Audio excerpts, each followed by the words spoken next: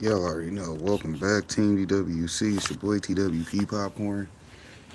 If y'all forgot, it's like 10 a.m. on a Saturday, so that means it's time for your boy to come through, smoke something with you, watch some videos, do a little chit chatting, networking. Shouts out to the big homie over there live on his channel, Dallas Guns and More. I know to go check him out. But let's get into our videos that we was gonna do today. Cause Rumble over here looking at me like, well, what happened? You stopped the music, so oh, where the videos? Yeah, let's get to the videos. Damn.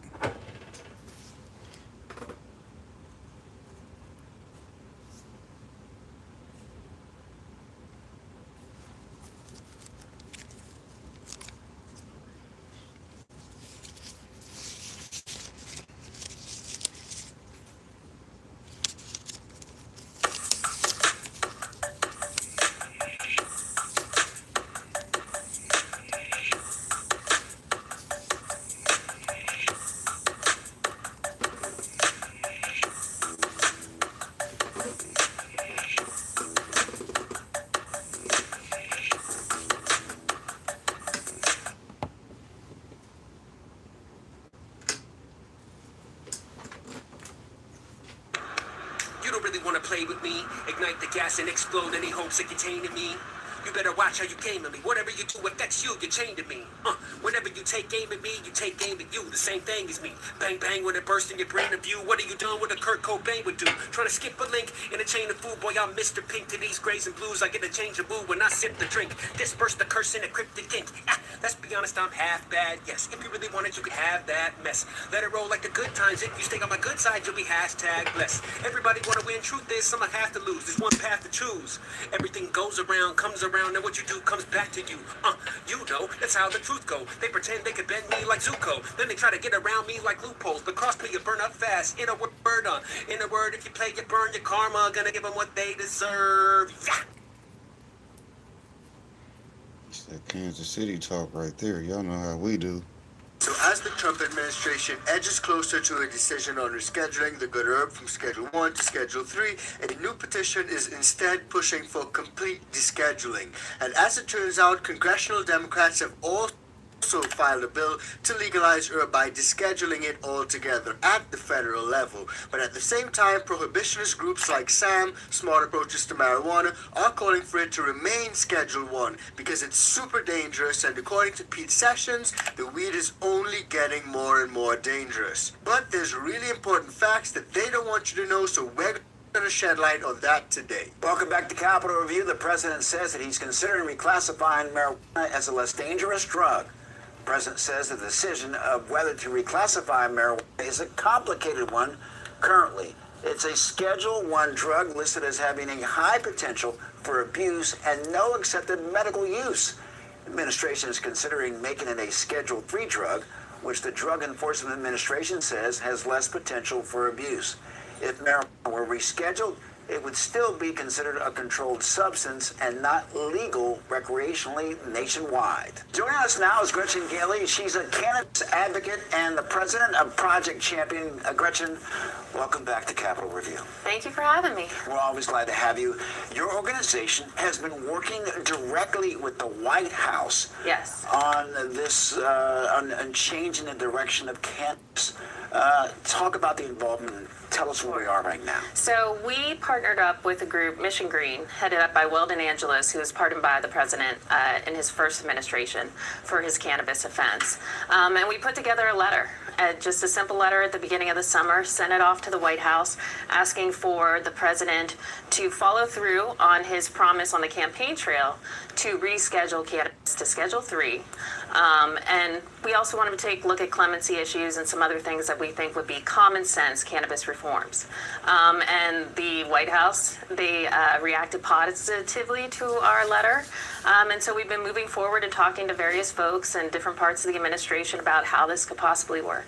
So there are a lot of different groups, a lot of different folks, and a lot of different people in general who have differing views when it comes to rescheduling. Some folks think rescheduling is a good idea and really want it to happen, such as these folks who are urging the president to carry out his promise that he made on the campaign trail when it comes to rescheduling. Now, while there are a lot of folks who think that rescheduling is a step short of what should really happen, which is descheduling, there are some people who think that it's just the first step on the road to the bigger picture, which is having it removed from the list of controlled substances. And that sort of mirrors what we see in this article right here, which says, and I quote, Trump should reschedule cannabis on the way to fully descheduling it, according to Roger Stone. And according to Roger, in America today, no issue better demonstrates the yawning gulf between the will of the people and the paralysis of their government than the cannabis policy issue. And that is true, because we have overwhelming support for legalization of the good herb in America. Tons of folks want it to be legalized. But he raises a really good point, because he says the chattering class insists that it's an either-or debate. Trump either reschedules cannabis, moving it from Schedule 1 to Schedule 3, or he deschedules it completely.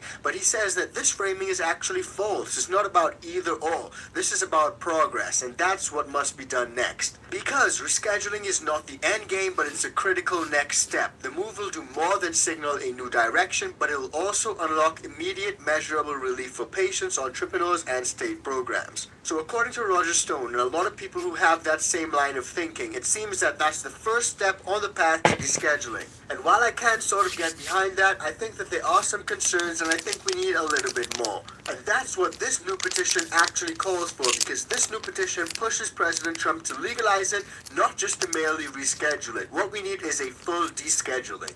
A lead drug policy group that... No, you just inform people that I have descheduled cannabis inside of my house. So if you come to my house with some bullshit, expect to get shot. Return of the Second Amendment, right? Hey, I ain't going nowhere looking for no trouble. But if you come to my house trying to tell me what the fuck to do, just expect those type of problems. Shout out to sitting at home protecting yourself, because that's the only thing we worried about. Hell, I ain't worried about none of that other shit y'all talk about. I'm sitting at home smoking me some trees and enjoying my life. High life.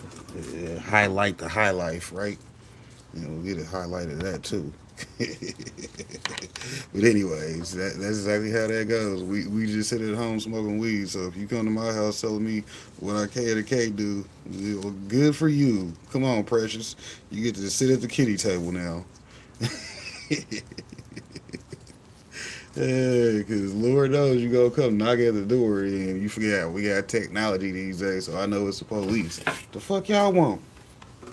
Mr. Harper, somebody said you were smoking weed. Go mind y'all fucking business. Hell. What they say? Gee, get the fuck out of here? Yeah, when they lying, you got to tell them the fuck out of here. But anyways, let's continue this video while I trolls up. Drug Policy Alliance, DPA, has launched a petition right? aimed at the White House. Their message? Don't just reclassify marijuana to Schedule 3, push it all the way to descheduling. That means fully removing it from the Controlled Substances Act. They argue that rescheduling is simply not enough. Even as Schedule 3 cannabis would remain federally illegal, allowing continued arrests and criminal records. DPA's Kat Packer says only descheduling would truly end the harms of prohibition. This petition is going to be delivered to the White House in the coming weeks, assuming they can gather enough support. So one might ask, why does this matter? Here's why it matters, especially right now. The Trump administration has said that a decision on rescheduling could come within a matter of days or weeks. That announcement has lit a fire under reform advocates and heightened both support and resistance. By pushing for descheduling, DPA is highlighting that incremental change alone doesn't address justice issues. Thousands of people are still incarcerated or carry criminal records even under Schedule 3. So this petition bridges policy and politics. It elevates legalization, often seen as progressive, as a real democratic demand, backed by 80% of support among Americans. That's a big stat. So over 80% of Americans are in favor of legalization of the good herb. And rescheduling alone is not likely to deal with all of the issues that we currently face. And while it can be viewed as a good first step, what we need is something a little bit more. And as it turns out, that's why Democratic lawmakers have filed a bill to federally legalize herb as President Trump weighs the rescheduling issue. And if you're like me, you may be wondering, why is it now, only now, that these Democratic lawmakers are filing bills to deschedule completely, when they're the ones who actually started the rescheduling process in the first place under President Biden? Well, it turns out that this is not the first time that lawmakers have tried to pass a bill of this nature. In fact, this is the fourth session in a row where this proposal for legalization was put forward. Yes, Sarah, top Senate Democrats are proposing to legalize cannabis at the federal level, a move that would clear the way for the industry to have full access to the nation's banking and financial systems. The bill would remove cannabis from the Controlled Substances Act. It would also establish a minimum age of 21 to buy marijuana. The catch, though, is that Democrats also want to impose an excise tax on the industry, 10% in year one, climbing up to 25% by year 5. After that, the tax will be calculated based on weight and concentration and be equal to 25% of market value. I will lay myself down to do everything I can to stop an easy banking bill that's going to allow all these corporations to make a lot more money off of this, as opposed to focusing on the restorative justice aspect.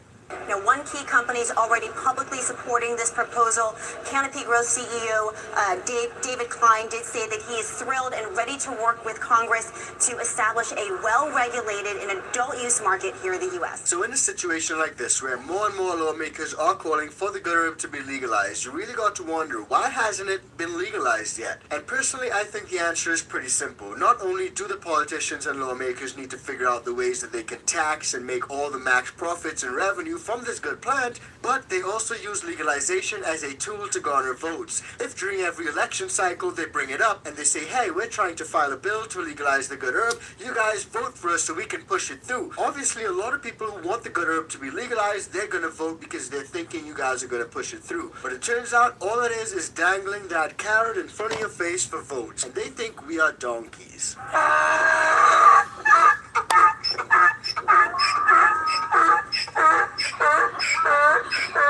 And passing this legislation won't be easy for Senate Democrats. Republicans and some moderate members of their own party in general oppose decriminalizing marijuana, but public support of the idea has changed over the years. Back in 1969, only 12% of Americans were in favor of legalizing marijuana. As of last year, that number is now at 68%. So our question for you this morning, do you think the federal prohibition on marijuana should end? Taking a look at the results so far, 86% of you say yes, 14% say no. Let us know what you think. So clearly an overwhelming amount of Americans think that the ban on the good herb should be ended. Now there are lots of groups that think differently, and they're spending tons of money to make sure that the good herb remains criminalized. And I want to show you guys that and why they're so scared about the good herb. But before we do, just a quick reminder, if you're getting value from this video, please do like, share, and subscribe to the channel. And if you want to support us further, join the ICANN VIP Bean Club or just buy us a cup of coffee. And if you happen to be a home gardener, try the ICANN Organics, use the code LEGAL, it works on the bundle and the beans. A new plan, and I'll tell you some high stakes involved in this proposal. We are talking about a multi-billion-dollar a year industry here in California alone, where marijuana, of course, is legal. But for those involved doing business legally here, the profit margin is slim, mostly because the feds still see marijuana as an illegal drug across the country. And that's a problem for a lot of folks who do business here, especially this top businessman who says he doesn't want to show his face, but does want to tell you about what's at stake, what could change if the feds have their way. Listen. It would completely change our business. I mean, our business right now is held back by so many different things. That from one of the top cannabis manufacturers and distributors in all of California, reacting to a push by top Democrats in the U.S. Senate to join California and other states in federally legalizing marijuana. The doom and gloom predictions haven't materialized in any of these states.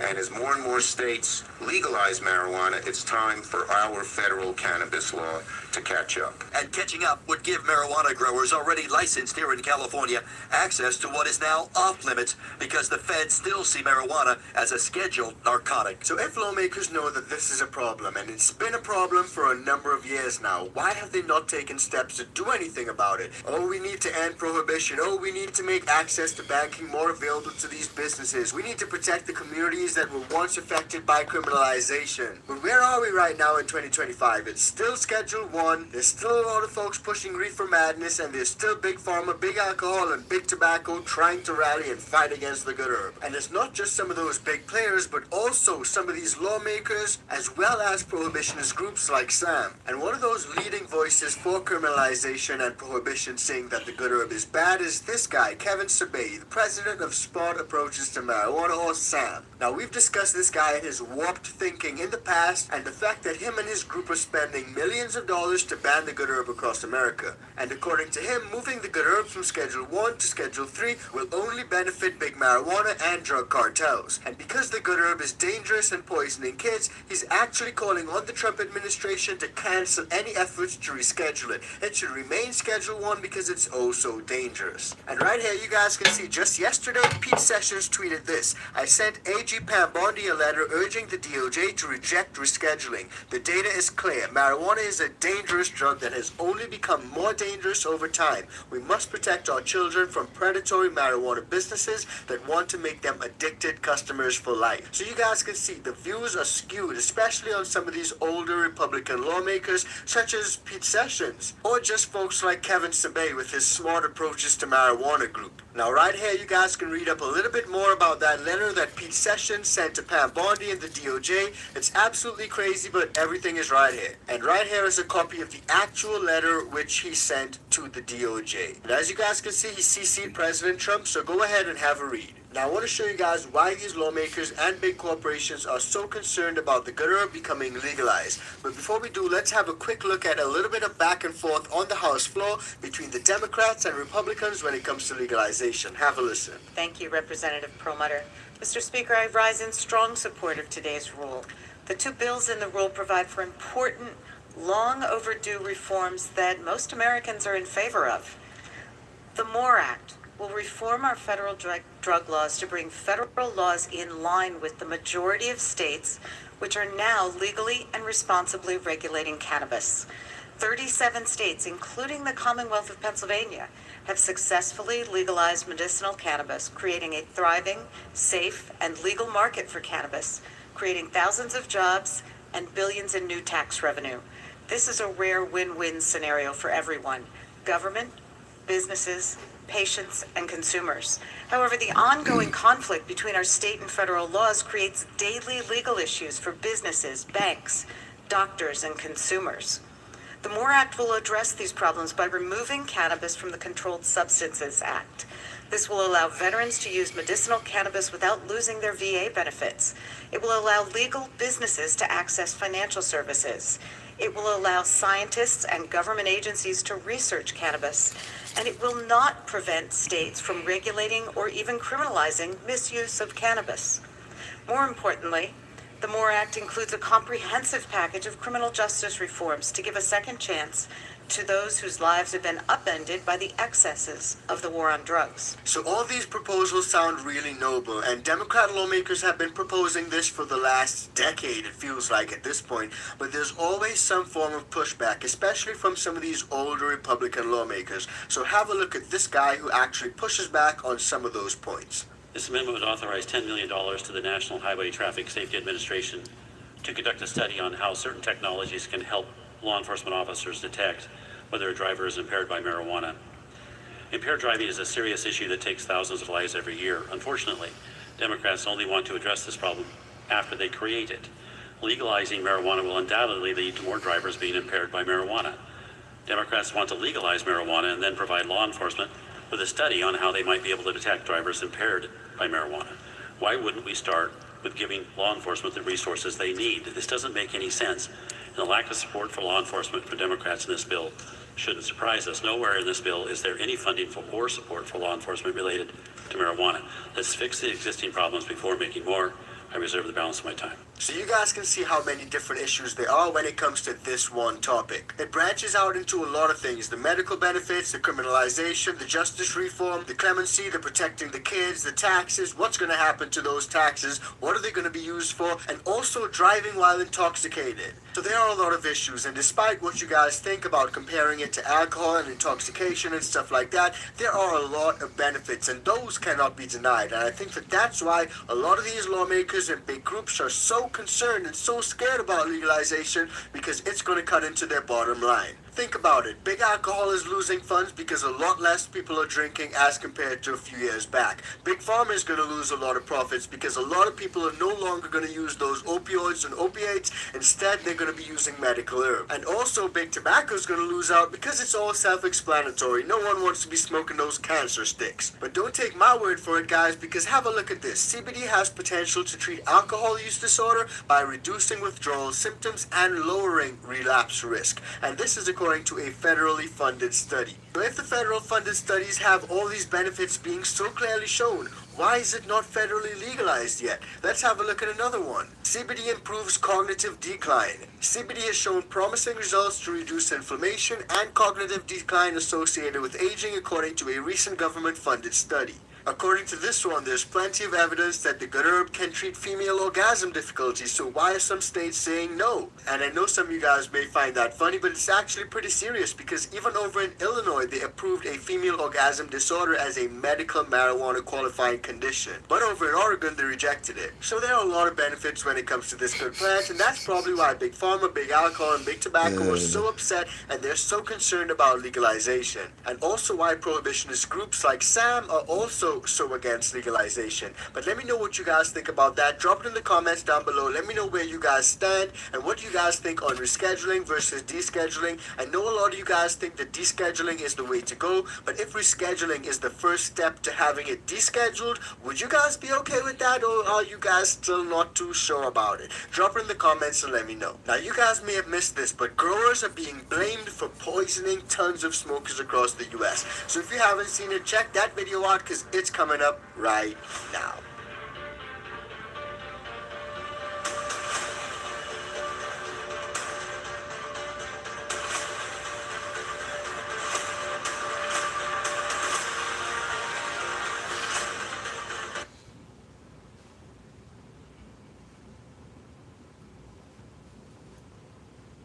Wow, that's Snoop Dogg, the Godfather. I hit that blunt, I'm going to see the Father. Damn, Earth was cool. Oh, this gas, 93 octane. God, take me now. Hey, cool it. He got another one sparked already. He being unreasonable. This beyond me. If he think I'm finna hit that blunt again, heavens no, I'm high, bucko. I'm puzzled. I'm finna give it right back to him and tell him I hit it 10 times already. I'm finna call 911 and report an attempted murder. He keep passing me blunts. He think we in a relay race. What a bummer. I'm finna put this out, and if he asks why, I'm gonna tell him I'm allergic to marijuana. Weed for me stand for with each exhale, I'm about to die. He gotta knock it off. I done already took 2 blunts. He done sparked a third one. Smoke monster. I'm finna play sleep. I'm comatose. What up, Devo? Good to see you. How you doing? No, you finna be in the nearest hospital bed. I know Devo and Upstate was live last night. Go run their video back. It's in my watch later playlist. Shouts out to that playlist because I'm gonna get to watching it too. Medical marijuana or owning a firearm. Pick one. Your medicine or your rights. That's the deal Americans have been forced to make for years. If you needed medical marijuana for pain, PTSD, or epilepsy, the government basically told you, tough luck, you can't have a gun. That wasn't a choice, that was coercion. Let's roll the tape on what things used to look like. That's the decision thousands of Ohioans will have to consider when the state rolls out its medical marijuana program. When filling out the forms to buy a gun, there's a section that asks if you use marijuana. Depending on how you answer that question could mean automatic rejection. This is the Section 11E of the ATF form that we're talking about. If you use marijuana, you cannot purchase a gun. More than 1,000 Ohioans will not be allowed to buy or even own a gun because their names are on the state's medical marijuana registry. Buying a gun is a federal right, and it states you cannot use marijuana and own a gun. Medical marijuana is legal on the state level, but it's considered illegal federally. It's definitely come up because still at the federal level it is, illegal, and by federal standards in purchasing a firearm, if you're a unlawful user of marijuana or any drug, you're prohibited from owning, possessing, or purchasing one. Eric Delbert with LEPD Firearms Range and Training Facility says even if they smell marijuana on somebody trying to buy a gun, They won't sell it. We have turned certainly numerous people away who have, just by you can tell that they are, a user of marijuana. And those who have already exercised their Second Amendment prior to buying a gun could also be affected, according to local Bureau of Alcohol, Tobacco, and Firearms Public Information Officer Susan Depkowski. And it doesn't just apply to purchasing firearms. It means if you already have firearms, you're not supposed to keep those firearms. Yeah, so that was the reality. Get diagnosed, get prescription, lose your rights. All because the feds decided cannabis magically turns you into a criminal. But that was then. Here's what just happened in Florida. New at 10, a federal court says the government cannot restrict Florida medical marijuana patients from owning guns. Today, the court said the government failed to show that allowing medical marijuana patients access to guns would be a danger to themselves or others. The federal rule had been going through the courts since 2022. And in 2023, we told you about a question that patients had to answer in order to buy guns from shops. It would automatically deny the purchase of the firearm, but Action News Jax found several businesses would sell it just quietly.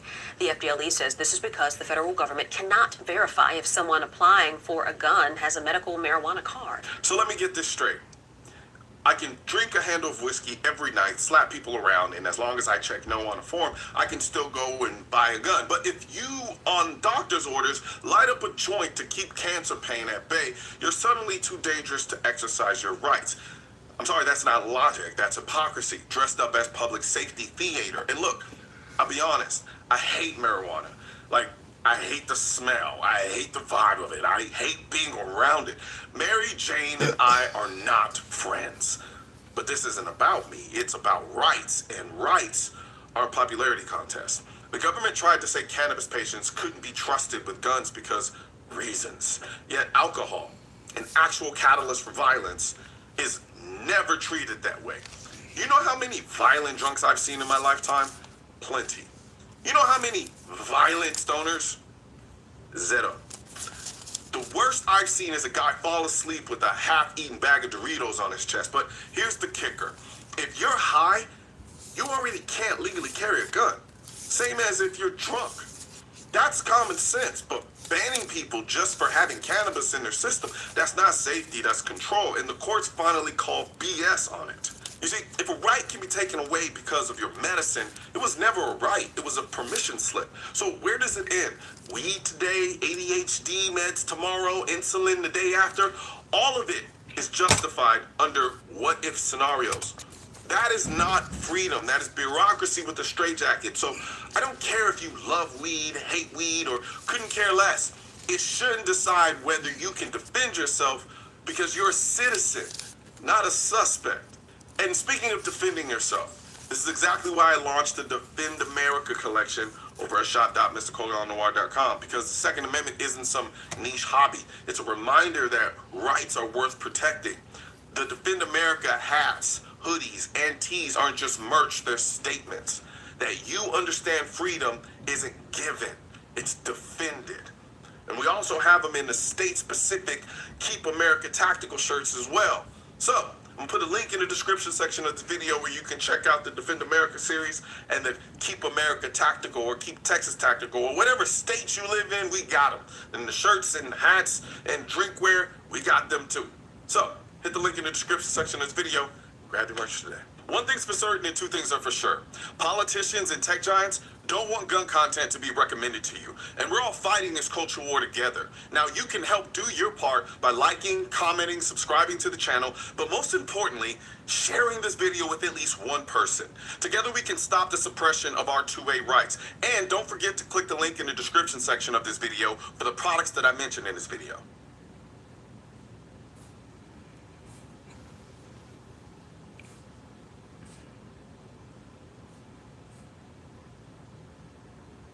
What is cold cured water hash? First, let's just explain curing hash in general.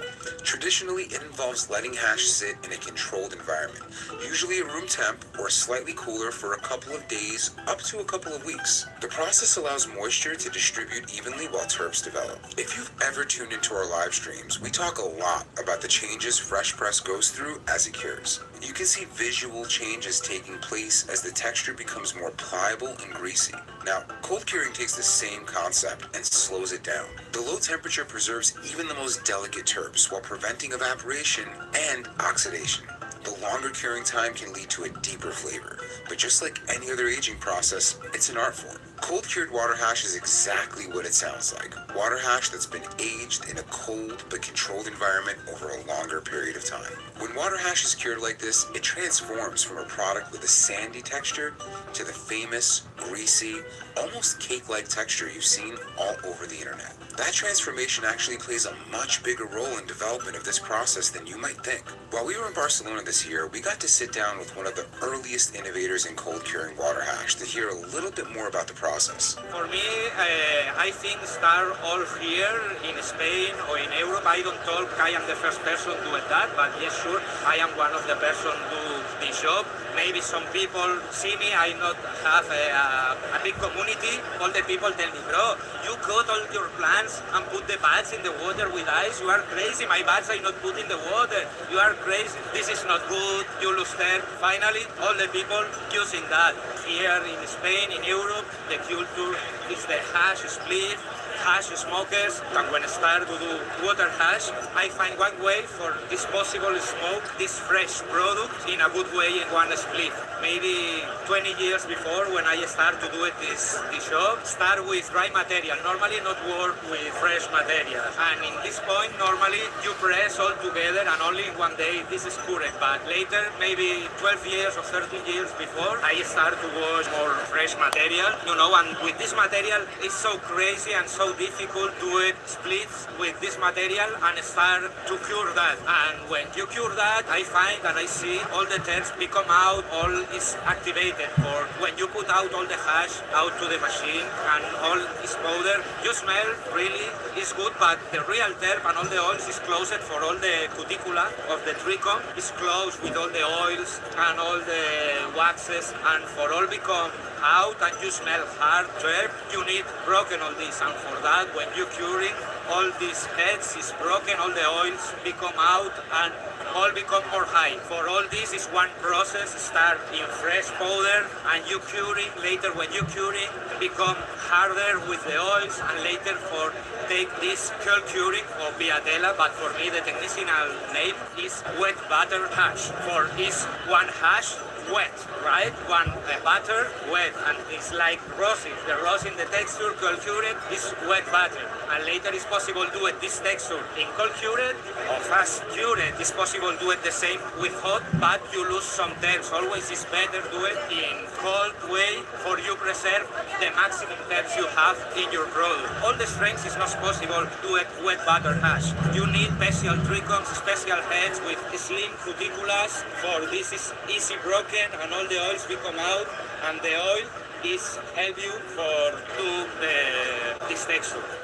Now, the art and pursuit of innovation in hash is steeped in trying new things.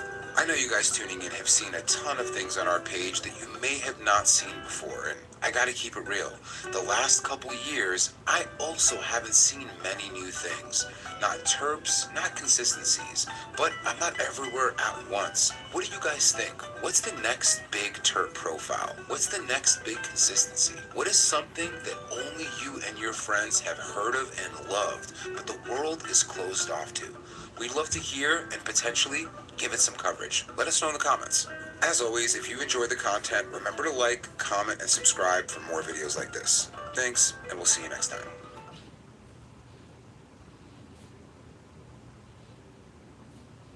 Everybody in New York was calling to get down with Mr. Nice Guy. We met all kinds of customers, like this guy here. He's what we call an enhancement smoker, because he thinks that marijuana makes every activity that much better. Mi casa su casa. Observe. You're Scarface, right? Yeah. I love Al Pacino, man. Did you ever see Son of a Woman? Yup. You ever seen Son of a Woman on weed? That's the way to see it, man. It's just whack. $60, yo. Cool, man. I got it. Did you ever see the back of a $20 bill, man? No, I don't know, yo. Did you ever see the back of a $20 bill on weed? Oh, there's some weird shit in there, man. There's a dude sitting in the bush bushes, man. Does he have a gun? I don't know, man. I don't know. What? Red team go. Red team go. It's just some weird shit, man. Yeah, you're fucking crazy, yo. Oh, it's cool. Thanks, man. Hey, yo, wait. Dude, I'm gonna check out the stars later. It's really trippy. Especially on weed, man.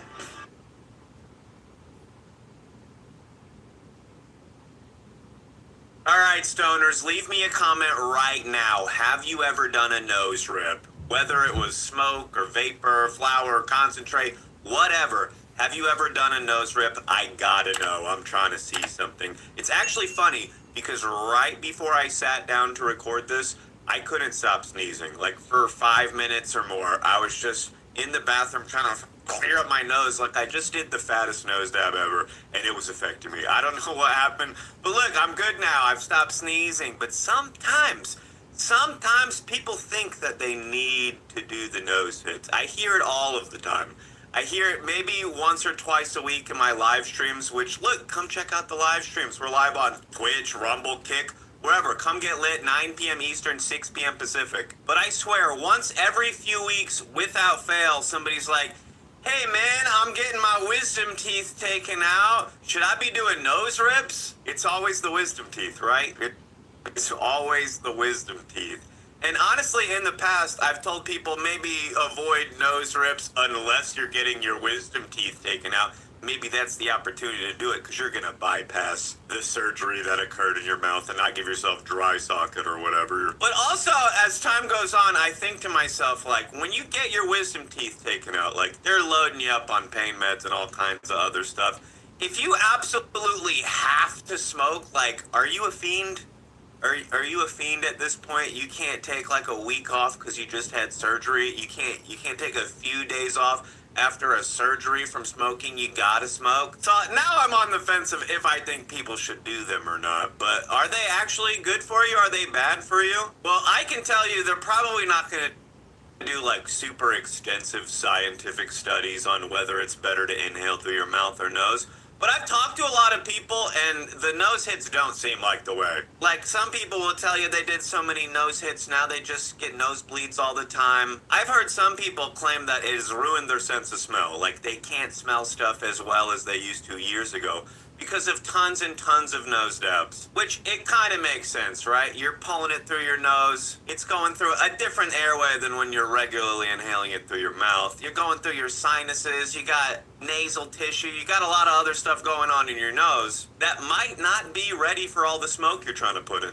And honestly, like, smoke through your nose, bro? We haven't switched to vapor yet? We're not doing vapor yet, bro? Now, I can tell you the last time that I did a nose hit, I did a nose dab on Twitch. If you want to see it, you can go type !nose dab in my Twitch chat. It'll link you to the clip of it. And that was like years ago. It was the last time I ever did it. It was the only time I ever did it.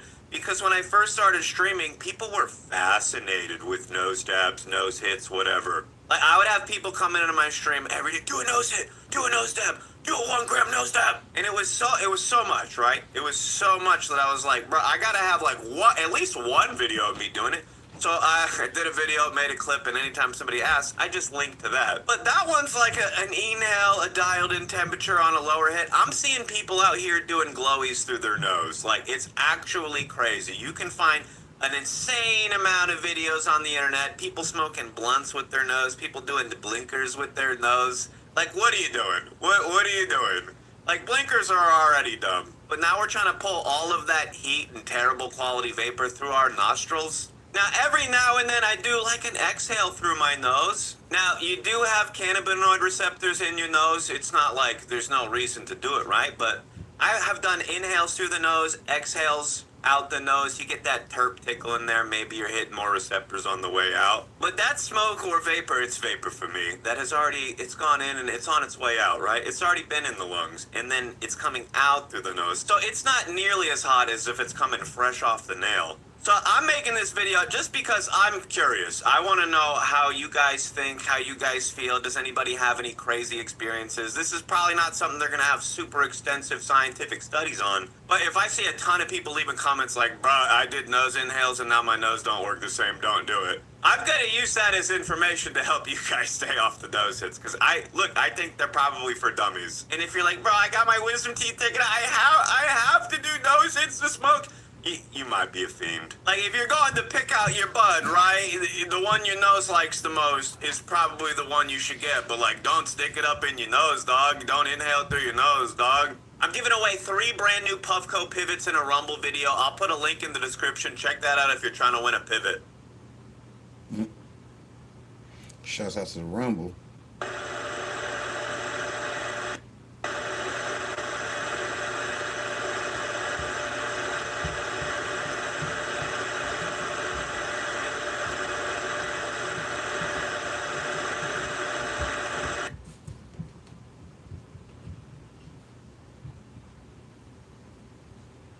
I feel like I gotta call you out a little here.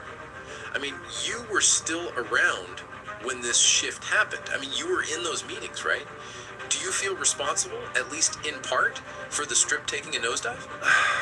Yeah, fair question. Look, it's not like I woke up one day and said, let's kill Vegas. But yeah, I was in the room. I signed off on some of those changes. I can't deny that. So you're saying you were complicit? I mean, yeah. If I'm being honest, yeah. But if I didn't play along, I'd have been replaced by someone who would have. It was adapt or get out. That's the ugly truth. Realize some people watching this are probably going to say, you guys ruined Vegas.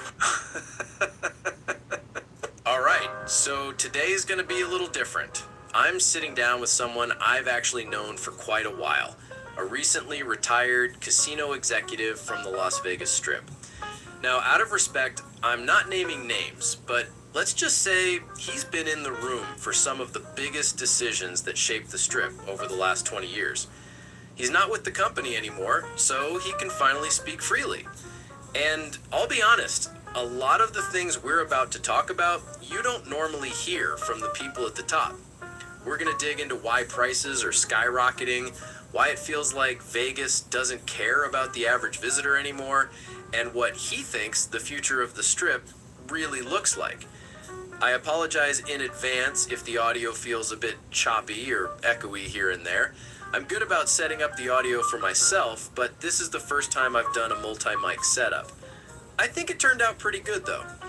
As always, I'll put up some B-roll of our favorite desert oasis in the background for you to enjoy while you listen to this conversation. Buckle up, this interview did get a bit intense at times. So, let's get into it.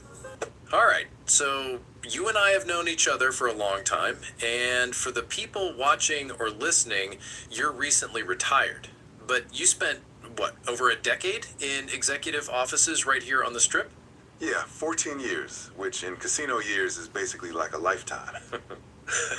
Yeah, and in that time, you watched a lot of changes happen, and I mean, I gotta be straight with you. I've been coming to Vegas since I was young, and I feel like the Strip's not the same. People say the magic is gone. You agree with that? Oh, 100%. The Strip I started on is not the Strip you see today. Back then, it was about creating an experience. Now, it's about extracting every dollar they can out of you. So let's paint the picture. What was Vegas like when you first came in? The goal was make everyone feel like a VIP. You could have $200 in your pocket and still feel like Sinatra. Cheap buffets, free drinks, free parking. Hell, sometimes they'd comp you a room just to keep you in the building. The execs back then understood that if you felt like a king, you'd spend like one. Yeah. My dad used to brag about those $5 prime rib dinners. Exactly. They lost money on that steak, but they made it back when he sat down at the blackjack table. That was the model. So when did that start to change? Honestly, when the Wall Street guys came in, hedge funds, private equity, they didn't care about the romance of Vegas. To them, it was just numbers. What's the revenue per square foot? What's the margin per customer? That's when all the nickel and dime stuff came in. Resort fees, parking fees, jacking up drink prices. Okay, so I feel like I gotta call you out a little here. I mean, you were still around when this shift happened? I mean, you were in those meetings, right? Do you feel responsible, at least in part, for the Strip taking a nosedive? Yeah, fair question. Look, it's not like I woke up one day and said, let's kill Vegas. But yeah, I was in the room. I signed off on some of those changes. I can't deny that. So walk me through that. What was it like when, say, resort fees were first pitched? Oh man, I remember that meeting. Some consultant comes in with charts saying, if we tack on a $25 per night fee, we'll add X million dollars in revenue. A lot of us thought, no way, guess we'll revolt. But the corporate guys said, test it, and guess what? People paid.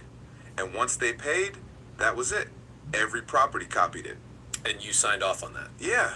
And I justified it to myself by saying, well, we need the revenue, gambling isn't what it used to be, but deep down, I knew it was the beginning of the end of that old Vegas vibe. So you're saying you were complicit? I mean, yeah. If I'm being honest, yeah.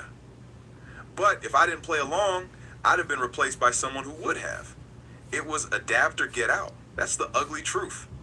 That's heavy, man. You realize some people watching this are probably going to say, you guys ruined Vegas. They wouldn't be wrong. I carry some of that guilt. But I also know it wasn't just me. It was an entire system, an entire culture shift. One exec can't stop that tidal wave. Hey, hope you're enjoying the interview so far. A reminder to be respectful toward our guest. I can already hear some of you typing away in the comments about how guys like this are responsible for blah, blah, blah. Look, I totally get it. But if I want to do this interview thing again with even higher up people in the future, I can't have them come in and be terrified or afraid because the previous guy got roasted too hard in the comments.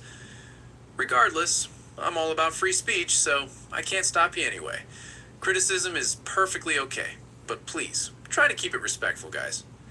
Anyhow, if you're new to the channel, consider subscribing for all things Vegas. Let's get back to the interview. Okay, so let's get into some of the real behind-the-scenes stuff. You were in those rooms, you heard the conversations. What's one moment that really made you think, oh, things are changing, and not for the better? There's a few, but the first one that comes to mind is when we rolled out paid parking. Yeah, that one still pisses people off. Trust me, it pissed us off too, at least the old school guys. I remember sitting in this conference room and a couple of the veteran execs, guys who've been around since the 80s, were flat out saying, this is suicide. Vegas was built on free parking. You don't mess with that. Like, yeah, they're right. I mean, free parking was sacred. But then corporate rolls in with a PowerPoint, charts, projections, all that Wall Street stuff. They're like, we'll make $30 million extra per year across the properties. People might complain, but they'll pay. And? They were right. They were right.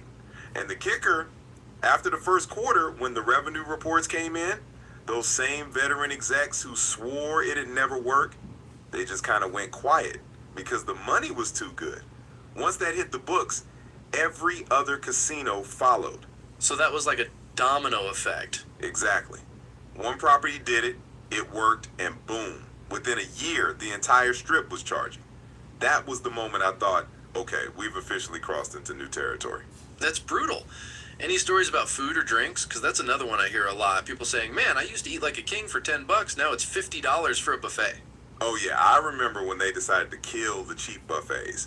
That was another heated debate. Old timers were like, the $9.99 buffet is a Vegas tradition. People come here for that. And the new school was like, why are we losing money on food? Raise it to $29.99. And the argument was the same, right? People will complain, but they'll still pay. Bingo. And they were right again. That's the part that still bugs me. Every time we tested the limits, the public proved us right, which just encouraged corporate to push even harder. So you're saying we, the customers, kind of trained the casinos to rip us off? I mean, you said it, not me. But yeah, in a way, as long as people kept coming, there was no incentive to pull back. Look, I came into the business because I love the Vegas experience. That feeling of walking into a casino and knowing, even if you only had $100 in your pocket, you were going to be treated like royalty. That was the magic. It wasn't about making them feel special anymore. It was about seeing how far we could push them before they broke. And Once you start thinking like that, that's a different Vegas. I remember thinking, we're still making money, but it's not the same kind of money. Before, when someone lost $200 at the slots, they didn't mind because they'd gotten free drinks, a cheap steak, maybe a comped room. They felt like they got value. After the changes, they lost $200, and on top of that, they had to pay $25 to park and $50 for a buffet. That leaves a bitter taste. Yeah, it doesn't feel like fun money anymore. It feels like getting ripped off. Exactly. And that's when I thought, we're killing the goose that laid the golden egg. Vegas was built on this idea that you give a little to get a lot back. We flipped that formula. So in your mind, that was the turning point. Yeah. That's the night I said to myself, Vegas will never be the same city again, because once corporate sees they can get away with something, they never go back. There's no reverse gear. You sound almost guilty when you talk about it. I am a little, because I didn't fight it. I played along. And yeah, part of me knew it was wrong, but another part said, well, the guests aren't walking away. They're still smiling. They're still playing. And that's the tragedy, right?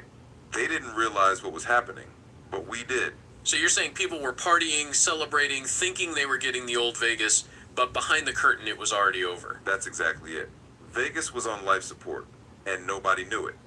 So let's shift gears a little. Something that blows my mind, and I hear this from viewers all the time, is that the Strip looks emptier than ever. You walk through on a weekday, and it's like a ghost town compared to what it used to be. But then you look at the numbers, and somehow revenue is up. Fewer people, but more money.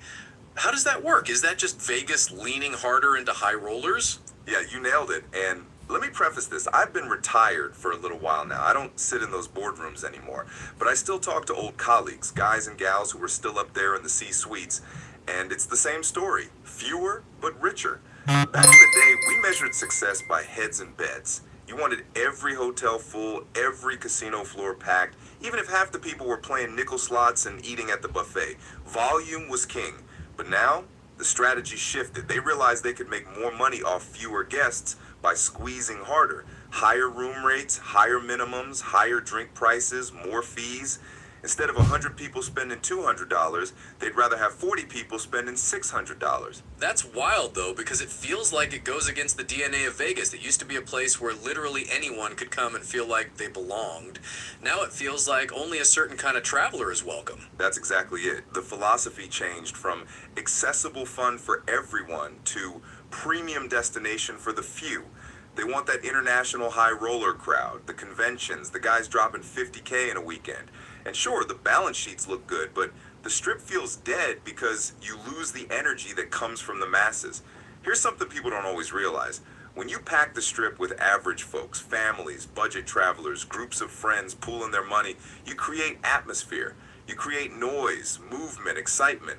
That energy is contagious. It makes everyone spend more.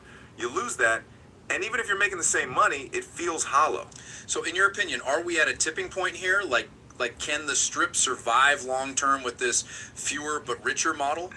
Look, I don't have a crystal ball, but based on the trends I saw before I retired and what I still hear from people I trust, I think they're playing a dangerous game. High rollers are fickle. They can go to Macau, Singapore, Monte Carlo tomorrow if they feel like they're getting a better deal. Meanwhile, the middle class, the lifeblood of Vegas for decades, they're already walking away. Once you lose them, good luck getting them back. You know, I want to talk big picture now. A lot of people watching this aren't just frustrated about Vegas. They're frustrated about America. They'll say what's happening on the Strip is what's happening everywhere else. Prices go up, quality goes down, the average person gets squeezed out. Vegas used to be the ultimate playground for the middle class. Now it feels like the middle class is just dying out. So let me ask you straight. At what point do the execs stop chasing year-over-year growth? Stop trying to pump those numbers up quarter after quarter?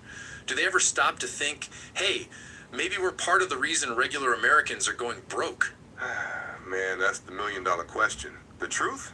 No, they don't stop. They can't stop. The whole system's built on growth. Every quarter, every year, you got shareholders, investors, board members breathing down your neck. If profits aren't bigger than last year, Wall Street punishes you. The CEO gets blamed, heads roll. So it's not even about what's right or what's sustainable. Execs aren't sitting there thinking about the middle class or the long-term soul of the city. They're thinking, what number do I need to hit this quarter so I keep my job? That's the game. So you're saying it's like the death of the middle class is just collateral damage? Yeah, in a way. It's not that anyone sat in a boardroom and said, let's kill off the middle class. It's more subtle. It's a bunch of little decisions. Raise fees here, cut comps there, charge $25 for a cocktail, $50 for parking.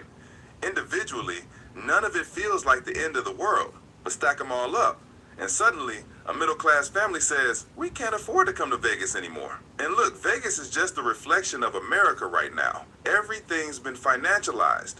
Airlines, hotels, sports tickets, even groceries. Everyone's chasing short-term gains at the expense of the everyday person. Vegas just makes it louder, more obvious, because it used to be the one place where the average Joe could feel like a king for a weekend. Now, not so much. So basically the dream was sold out and the people who bought it can't afford to keep it anymore. Yeah, and that's what I mean when I say it feels like the beginning of the end of the Vegas I knew. Once you turn your back on the people who built you, the energy, the magic, it doesn't come back easily. You can replace bodies with high rollers, but you can't replace the soul they brought. Listen, I know I've been pushing you a little hard here, but I appreciate you being real with us. Not everyone's willing to come on and pull the curtain back like this. So before we wrap, I want to give you the floor. Any final thoughts? Anything you want people to know about why you walked away or how you see Vegas now? Yeah. Look, I'll be straight with you. Do I feel responsible? At least a little bit. Yeah, I do. I was part of that machine. I sat in those meetings. I signed off on things that, looking back, I wish I'd fought harder against. At the time, it didn't feel like we were tearing anything down. It just felt like we were keeping up with the competition, hitting targets, doing our jobs. But when I started to see the impact, the regulars not coming back, employees losing hours, the vibe on the strip changing, that's when it hit me. And honestly, that's one of the big reasons I retired early.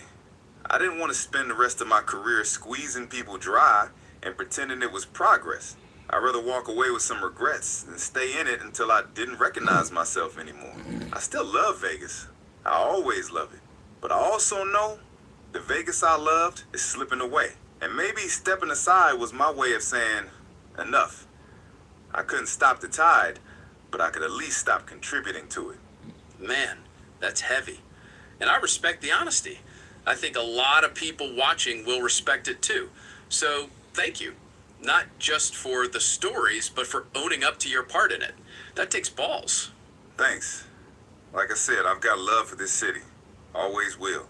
I just hope somebody, someday, figures out how to bring back that magic for the average folks again.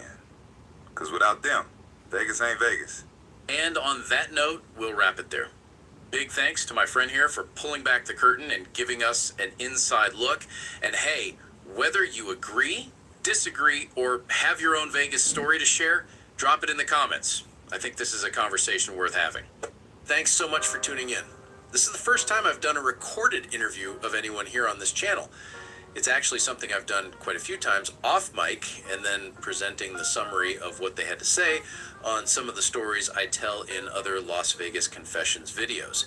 But this is the first time actually recording it. Let me know if you like this kind of format, and I'll be sure to record these interviews in the future rather than just retelling them afterward. Now let me give some of my closing thoughts after this conversation. Man, I gotta be honest with you guys. Sitting down with him today was heavier than I expected. I've known this guy for years. We go way back. And hearing him admit, in his own words, that yeah, maybe they pushed too hard. Maybe they lost sight of the people who actually made Vegas what it was. It kind of hit me. I could tell he feels guilty about it. And you know what? I believe him. He's not the villain here, but he was part of a machine that changed the strip forever. And now that he's retired, maybe he finally has the space to say out loud what a lot of us have been thinking. Vegas isn't gone, but it's not the Vegas we grew up loving. And the truth is, maybe the execs didn't kill it on purpose, but they sure as hell didn't do much to save it either. I have no idea what the answer is to fix Vegas and bring it back to its glory days, but I still have hope that it can come back one day. Anyway, that's all I have for today. See you next time.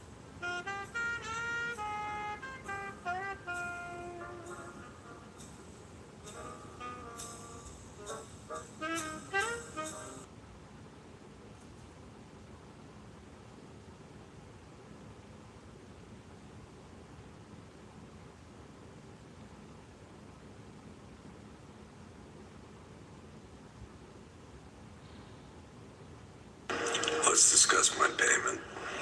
That time is past. No 5,000 for you. The price is 50. How about your payment is you get to leave? Not enough. Now you think you can negotiate with me?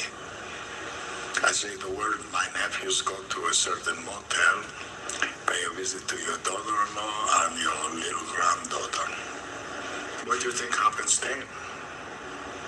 Consider your position carefully. I get my money. Or neither of us walk out of here.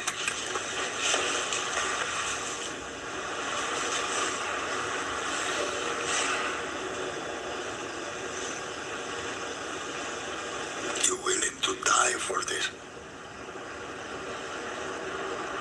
Maybe I need the 50,000 more than you do.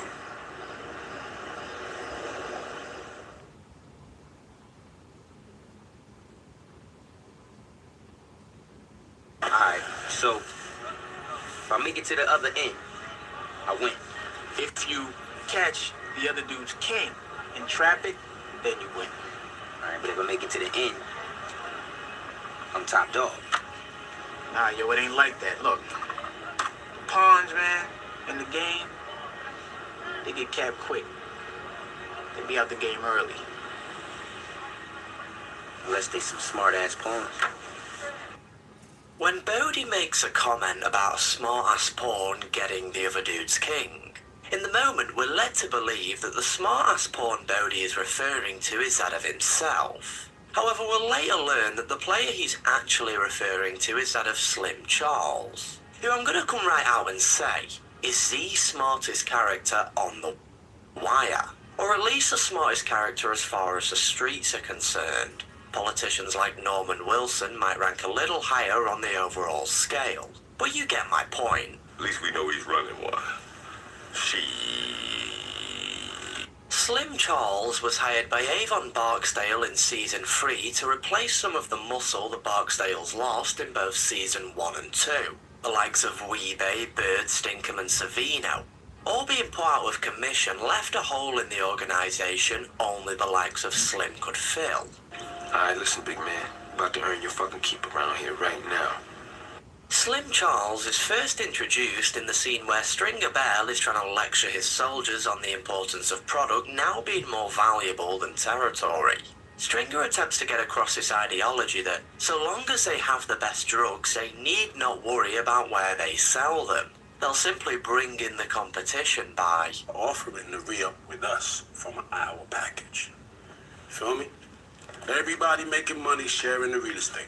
Slim Charles raises a concern and he questions Stringer, asking what they're going to do if the other dealers don't want nothing to do with their product. Stringer brushes off the concern, and 2 episodes later an entire corner is put out of commission as a rival gangster does exactly what Slim theorized somebody would do. In only 3 episodes, Slim Charles has already proven himself to have a far better understanding of the game than the likes of Stringer. Man, all this theorizing about how it be product, not territory. You can't talk that shit if a nigga snatching all of the territory and won't take none of your product. A few episodes later, Slim Charles plants Gerard and Sapper outside the house of Omar Little's granny. Now, it's important to note that when Avon Barksdale came to Slim wanting him to go at Omar, all whilst warring with Marlowe, Slim, same as Chris Partlow in a later season, makes a wise suggestion of leaving Omar be. You sure you want us on Marlowe and Omar both? I mean, Omar ain't come back on us since we got his bitch. On a Sunday morning, Slim receives a call from the 2 planted outside Omar's grannies. Slim doesn't answer the phone. The 2 then call Stringer Bell and they tell Stringer that they've got their sights on Omar and ask whether or not they can take the shot.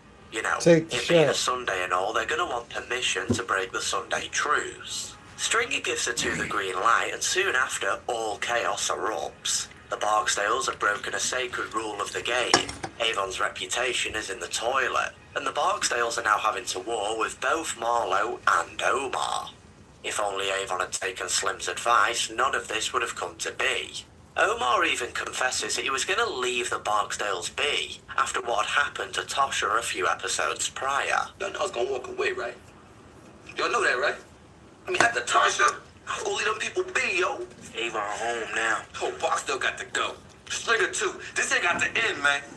After getting rain made by Clay Davis, Stringer Bell, in another attempt to kill two birds with one stone, orders Slim Charles to take out Clay. Stringer hopes to both get revenge on Clay, and also get Slim arrested so Stringer can go back to being Avon's right-hand man. We all, however, remember how this played out when Stringer tried to use Omar Little to get rid of Brother Muzone. What'd he go by? Brother Muzone.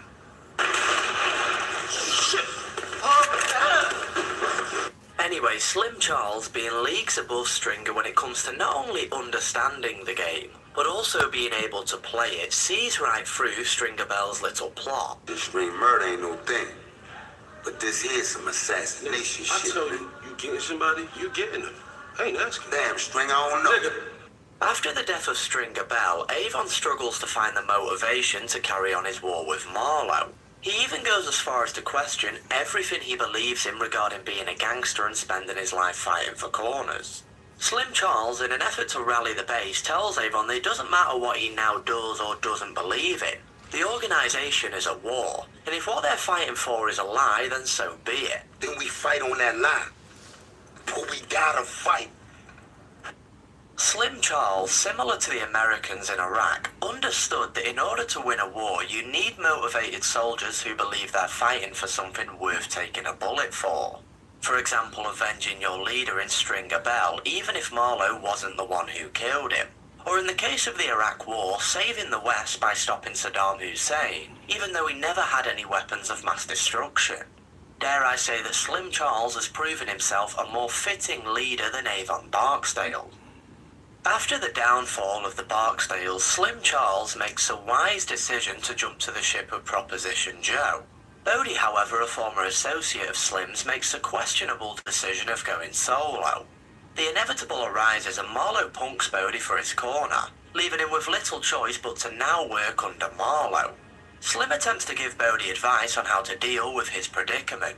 Bodie, filled with rage, however, doesn't want to hear it, and this single decision, I would argue, served to be the beginning of the end for Bodie. Now, Slim's advice, I believe, was going to go something like this. Kings come and kings go. Under Marlowe, you're more than likely going to see and maybe even do a lot of things you don't want to do. But be flexible. Bide your time even if it means working for the person you hate. People like Marlowe don't last, and so long as you keep your head down, you'll be back to business in no time. Tragically, Bodie didn't want to hear this, and I think we all missed out on what could have been some great life advice. But if you want my advice, I don't. Bodie. Yo, Bodie. After Omar Little robs a co-op's resupply, Proposition Joe offers Marlowe a meet with his connect, so to prove to Marlowe that Joe had nothing to do with the robbery. Slim Charles warns Joe that organising this meet could result in Marlowe going round the co-op and taking from them the one thing that's realistically keeping Joe afloat. And like with the whole product territory dispute we went over earlier, Slim's concern wound up coming to be as Marlowe did exactly what Slim theorised he would do. And like Stringer and Bodie, Proposition Joe didn't want to take Slim's advice, and such resulted in a bullet to the dome. Boss, you get that boy Marlowe a line on our connect. He might try to go around the co-op. Go around us. You know what I'm saying? Cautious as those Greeks be, who you think they gonna trust? But my supply, the good dude, The Greeks, they cool with it. Slim Charles even gives Joe advice identical to the advice Norman gave Carcetti when Marlowe tried stirring the pot at one of the co-op's meetings. He tells Joe to not sleep on Marlowe as despite Slim not knowing exactly what game Marlowe is trying to play, they still need to be cautious of the fact that he's trying to play one. Norman tells Carcetti the exact same when Clay Davis attempts to play games with them in the mayor's office, despite Norman, similar to Slim, not knowing exactly what game that is. And as mentioned in the beginning of the video, Norman, although you might not suspect it, was one of the smartest and sneakiest players on the show. He's slick. Apologizes for the short con, and in the next breath setting us up for the law. Break down the situation.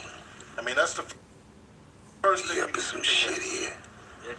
After the death of Proposition Joe, Marlo Stanfield offers Slim a promotion in the form of taking over Hungry Man's territory. Slim politely declines the offer by telling Marlo that he isn't cut out to play the role of CEO. Slim, I want you to take over Hungry Man's slice of the cake. Meaning no disrespect, but I ain't cut out to be no CEO. Now, Slim actually tells Marlo this not because he isn't cut out for the role, but rather Slim doesn't want to be dragged into Marlo's inner orbit. You see, Slim can tell when a ship is sinking. He learned such when watching Stringer Bell make careless decision after careless decision in Season 3.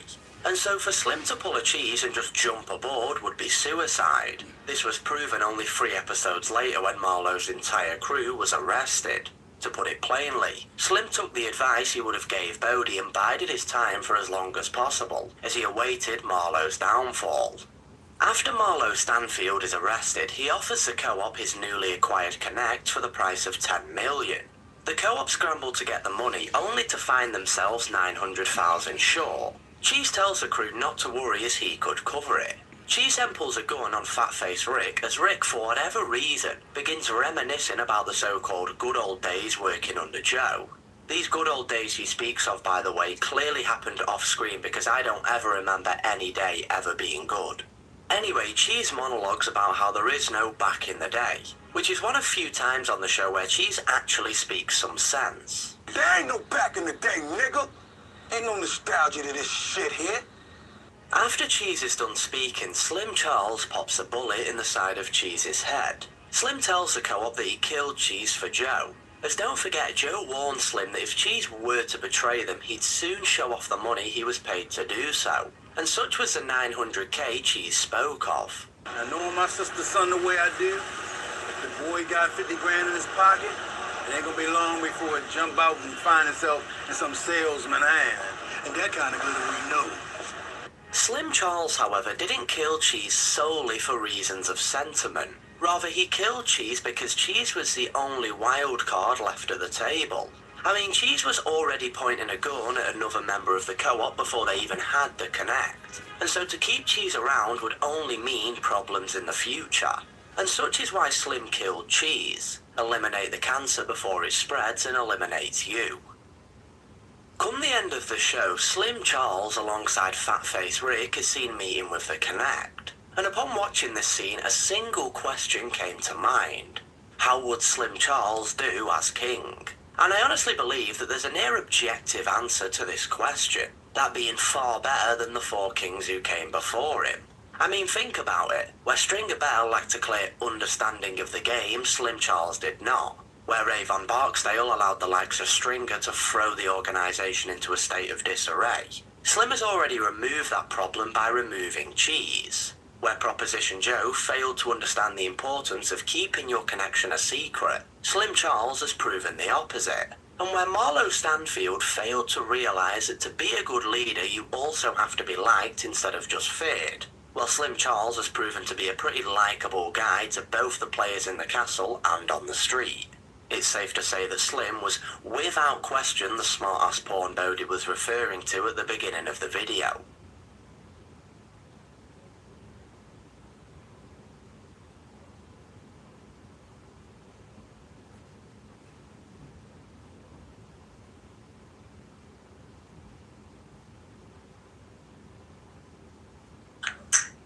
Check it out, I got a chick out of town always giving me stuff. She stayed mad as a fuck cause I don't visit enough, bruh. She called me the cuss well. I don't know what it was, but something that I does got him falling in love. And now we on the phone beefing and she crying to me. Like you be I, you be fly, you be lying to me. True, she dying to see where I was, what happened. Study your social media, she trying to catch him. Bad bitch caught him off guard with the condom off, let her hit. Now my dick feel like it falling off sperm. When I shot him off, burning like a Molotov. Word of my mama, I'm disturbed by a lot of bra. That's where the mother son, I cut her off. Maybe she made me come a lot, but it come at a cost. I got a girl I love and I lost, won't never reconcile. She played me like a pump at a record, yo, check it out. Yeah.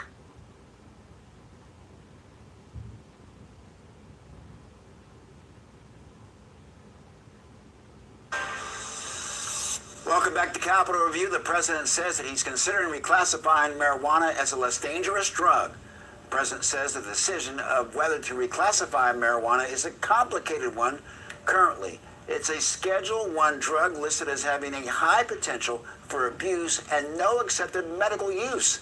The administration is considering making it a Schedule III drug, which the Drug Enforcement Administration says has less potential for abuse. If marijuana were rescheduled, it would still be considered a controlled substance and not legal recreationally nationwide. Great things having to do with medical, and I've had bad things having to do with just about everything else. Joining us now is Gretchen Gailey. She's a cannabis advocate and the president of Project Champion. Gretchen, welcome back to Capitol Review. Thank you for having me. We're always glad to have you. Your organization has been working directly with the White House Yes. on this.